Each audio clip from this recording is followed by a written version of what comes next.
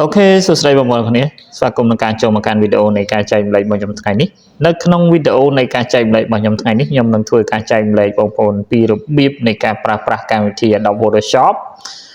ដើម្បីទៅកែរូបភាពគេហៅថា edit រូបភាពដើម្បីឲ្យមានសភាពស្អាតបងប្អូនចូលមកកាន់កុំព្យូទ័រទាំងអស់គ្នាហើយយើងមកមើលរូបភាព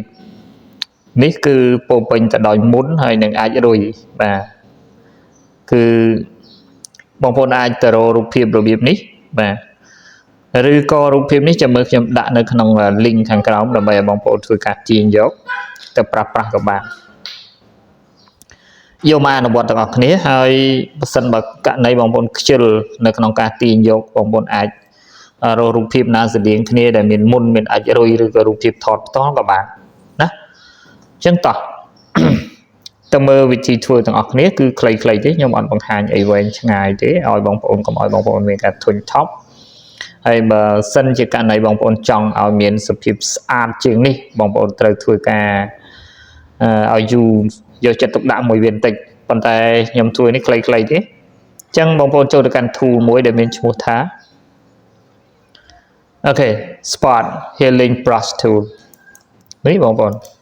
ចូលមកនឹងមកហើយយើងនឹងធ្វើការដើរទៅ select វាមួយអូខេបាទបងប្អូនដើរ select ចំណុចដែលមានមុនមានអាចរុយខ្មៅអីចឹងណាបាទបងប្អូនអាចសម្រាប់ខ្ញុំវីដេអូបង្ហាញបងប្អូនខ្ញុំអាចធ្វើលឿនហើយសម្រាប់បងប្អូនដែលយកទៅជាអាជីពយកទៅប្រើជាប្រយោជន៍អីផ្សេងអាចធ្វើយកចិត្តទុកដាក់បន្តិចណាបាទអញ្ចឹងខ្ញុំធ្វើឲ្យរៀងលឿនបន្តិចព្រោះដោយសារវីដេអូកុំឲ្យវាស៊ីពេលពេកបាទបងប្អូនដើរមើលចំណុចណាដែលយើងអត់ពេញចិត្តថាវាទុកទៅវាមើលទៅអត់ស្អាតណាបាទដើរធ្វើអញ្ចឹងបាទ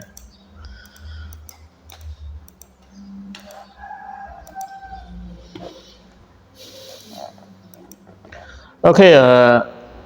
ខ្ញុំថាខ្ញុំធ្វើប៉ុណ្្នឹងចុះនេះហើយធ្វើប៉ុណ្្នឹងមិនតាន់ចប់ទេណាបងប្អូននៅមកចំណុចទៀតបងប្អូនចូលមកកាន់កន្លែង filter បាទបងប្អូនមកមើលក្រោមគេនេះដាក់ថា photo toolbox បាទចុចអញ្ចឹងមកវាឃើញមានពាក្យថា skin បាទ skin finder បងប្អូនចុចកន្លែងហ្នឹងមកបាទរងចាំបន្តិចទៅអូខេបាទយើងឃើញប៉ុណ្្នឹងបើយើងអត់ចង់កែកុនអីទៀតពណ៌អីសម្បុរអីទៀតទេបាទណានេះអត់ចង់កែកុនអីទៀតទេបងប្អូនយកប៉ុណ្្នឹងចុចតែអូខេនេះមកណា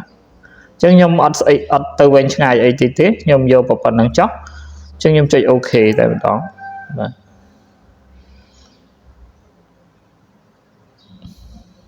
បាទ